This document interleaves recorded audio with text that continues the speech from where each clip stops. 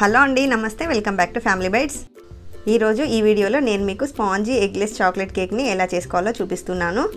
మనకి ఓవెన్ లేకపోయినా కూడా స్పాంజీ ఎగ్లెస్ చాక్లెట్ కేక్ని ఇంట్లోనే ఈజీగా ప్రిపేర్ చేసుకోవచ్చు. ఇంట్లో ఏదైనా ఒకేషన్స్ అయినా, బర్త్డే అయినా, లేదంటే న్యూ ఇయర్కి అయినా మనం ఇంట్లోనే ఇలా ఈజీగా కేక్ని ప్రిపేర్ చేసుకోవచ్చు. దీనికోసం ముందుగా ఒక బౌల్లోకి 1/2 టీ స్పూన్ దాకా కాఫీ పౌడర్ని వేసుకోండి. ఇందులోకి 2 టేబుల్ స్పూన్ల హాట్ వాటర్ని వేసి మిక్స్ చేసి రెడీగా పక్కన పెట్టుకోండి.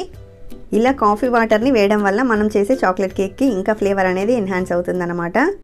ఇప్పుడు కేక్ని బేక్ చేసుకోవడానికి కేక్ మౌల్డ్ని తీసుకొని ఆయిల్తో గ్రీస్ చేసుకోండి. ఇక్కడ అడుగున నేను బటర్ పేపర్ని తీసుకుంటున్నాను. ఈ మౌల్డ్ని పక్కన పెట్టేసేయండి. ఇప్పుడు అడుగు మందంగా ఉన్న ఒక బౌల్లోకి స్టాండ్ని పెట్టి ఒక 5 నిమిషాల పాటు ప్రీహీట్ చేసుకోండి. కేక్ బ్యాటర్ని ప్రిపేర్ చేసుకోవడానికి ఒక మిక్సింగ్ బౌల్లోకి 1/2 కప్పు దాకా పెరుగును వేసుకోండి. ఇందులోనే 1/2 కప్పు దాకా షుగర్ పౌడర్ని వేసుకోండి. అలాగే 3/4 కప్పు దాకా రిఫైన్డ్ ఆయిల్ని వేసుకోండి.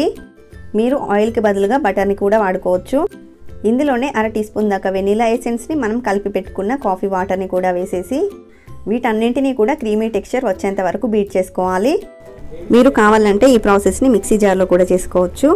ఇలా క్రీమీ టెక్స్చర్ వచ్చేంత వరకు బీట్ చేసుకున్న తర్వాత ఇప్పుడు ఒక స్ట్రైనర్ని పెట్టుకొని ఇందులోకి 1 కప్పు దాకా మైదా పిండిని వేసుకోండి.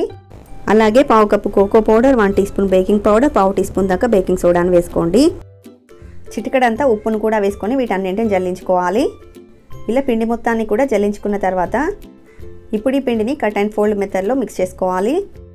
ఇందులోకి 1/2 కప్పు దాకా కాచి చల్లార్చిన పాలను కొంచెం కొంచెంగా వేసుకుంటూ మిక్స్ చేసుకోండి. మనకి కేక్ బ్యాటర్ అనేది ఇలా రిబ్బన్ కన్సిస్టెన్సీలో ఉండాలన్నమాట. ఇలా ఈ కన్సిస్టెన్సీలోకి కలుపుకున్నాక ఇప్పుడు ఈ బ్యాటర్ని మనం రెడీ చేసి పెట్టుకున్న కేక్ మౌల్డ్లోకి వేసుకుందాము. బ్యాటర్ వేసేసి 2-3 సార్లు ట్యాప్ చేయండి. ఇప్పుడు మనం ప్రీహీట్ చేసుకుంటున్న బౌల్లోకి కేక్ మౌల్డ్ను పెట్టేసి మూత పెట్టి 35 to 40 మినిట్స్ వరకు బేక్ చేసుకోవాలి. ఇక్కడ నేను 35 మినిట్స్ తర్వాత ఓపెన్ చేసి చూస్తున్నాను. చాక్తో కానీ లేదంటే ఫోర్క్తో కానీ ఇలా మిడిల్లో గుచ్చి చూడండి.